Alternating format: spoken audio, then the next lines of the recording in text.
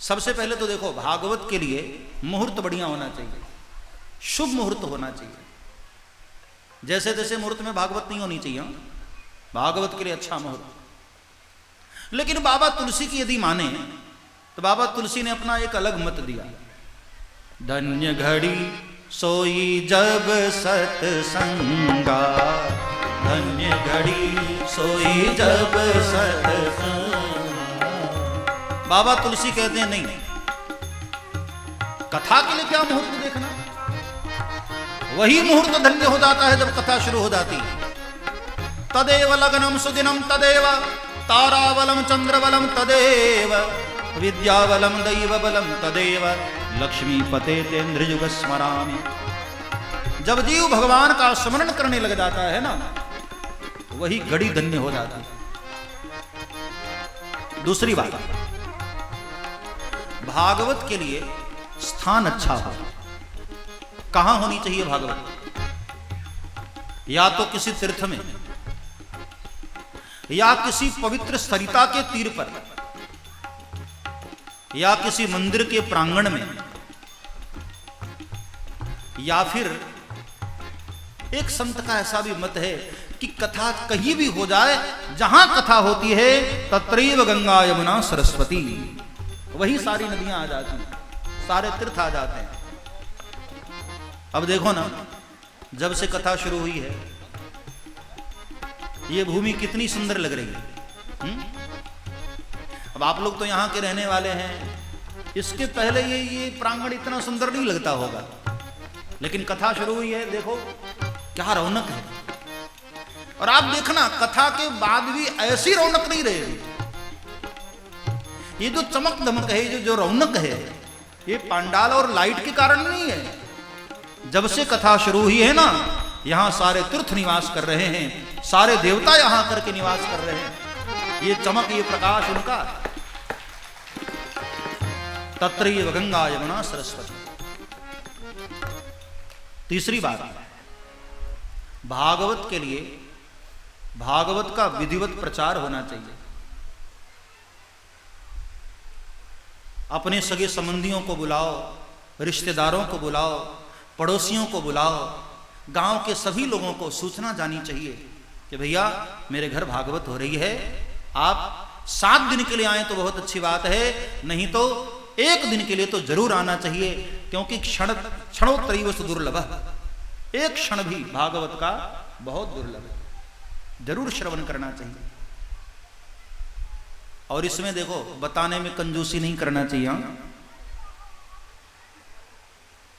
लोग ऐसा सोचते हैं कि मुझे पुण्य मिल जाए, पड़ोसी बचा रहे तो अच्छा है। हाँ, लेकिन तुम गलती करते हो। भगवान ने एक ऑफर दिया हुआ है हम सभी को, उस ऑफर का लाभ लेना चाहिए। बड़ी अच्छी स्कीम है भगवान की। आप जितने लोग कथा में आए हो ना, आप जाकर के यदि अपने पड़ोसियों को बताओ, जो नहीं आ रहे हैं उनको भी लेकर आओ, तो एक फायदा होता है इसमें, घाटा नहीं, फायदे का सौदा है ये। आपके कहने से कोई व्यक्ति कथा में आए और मन लगाकर उसने कथा सुन लिया, तो उसको जितना पुण्य मिलता है ना, उसके पुण्य का भी 10% तुमको प्राप्त हो जाता है। ये अच्छी स्कीम है भगवान की। हाँ, इसलिए आज से ही जाकर लागू कर लेना अपने ऊपर। जलन मत करना, ईर्ष्या मत करना कि पड़ोसी न जाए तो अच्छा है, मुझे लाभ मिले। नहीं, जितने लोगों को लेकर आ सको, भागवत का प्रचार होना चाहिए। चौथी बात, अब भागवत का वक्ता कैसा होना चाहिए, यह भी बहुत इंपॉर्टेंट बात है, बहुत महत्व की बात है। कैसे वक्ता से भागवत की कथा करवानी चाहिए? विरक्तो वैष्णवो विप्रो वेदशास्त्र विशुद्धकृत दृष्टांत कुशलो धीरो वक्ता कार्योति निस्पृह। पहली बात, भागवत का वक्ता विरक्त होना चाहिए, संसार में कहीं मति आसक्त ना हो, विरक्त हो। विरक्तो वैष्णवो, भागवत का वक्ता वैष्णव होना चाहिए। भगवान रामकृष्ण का उपासक होना चाहिए। विरक्तो वैष्णवो विप्रो, तीसरी बात भागवत का वक्ता विप्र होना चाहिए। विप्र का एक अर्थ होता है ब्राह्मण, और दूसरे अर्थ में कहा जाए तो ऐसा वक्ता होना चाहिए जो विवेक प्रधान जीवन जीता हो। विवेक प्रधान जिसका जीवन हो, ऐसा विप्र। और वेद शास्त्र विशुद्ध कृत, भागवत का वक्ता रटा रटाया बोलने वाला नहीं होना चाहिए, वेद शास्त्रों का अध्ययन करने वाला होना चाहिए, जो वेद शास्त्रों को जानता हो, जिसको संस्कृत भाषा का ज्ञान हो। हाँ, हमारे यहां एक भागवत के वक्ता,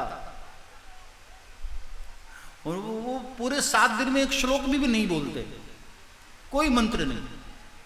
एक किसी श्रोता में तो हर तरह के लोग होते हैं ना, तो किसी सज्जन ने उनको कह दिया, महाराज कैसी कथा सुनाते हो, एक भी श्लोक तो बोले नहीं आप। तो उन्होंने क्या उसको उत्तर क्या दिया, बोले या भैया मैं ये श्लोक की बात नहीं करता हूं, तो मैं परलोक की बात करता हूं। अब ऐसे वक्ताओं से कथा सुनोगे तो यही गड़बड़ होगा। वेद शास्त्रों को जानने वाला होना चाहिए। हाँ, वेद शास्त्र विशुद्ध कृत।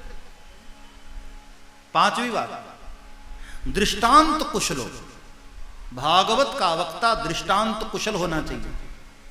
कोई भी बात समझाने के लिए उदाहरण देकर जो समझाए, मतलब उसका वक्तव्य ऐसा हो कि बच्चे को भी समझ में आ जाए और बूढ़े को भी समझ में आ जाए, सरल भाषा में।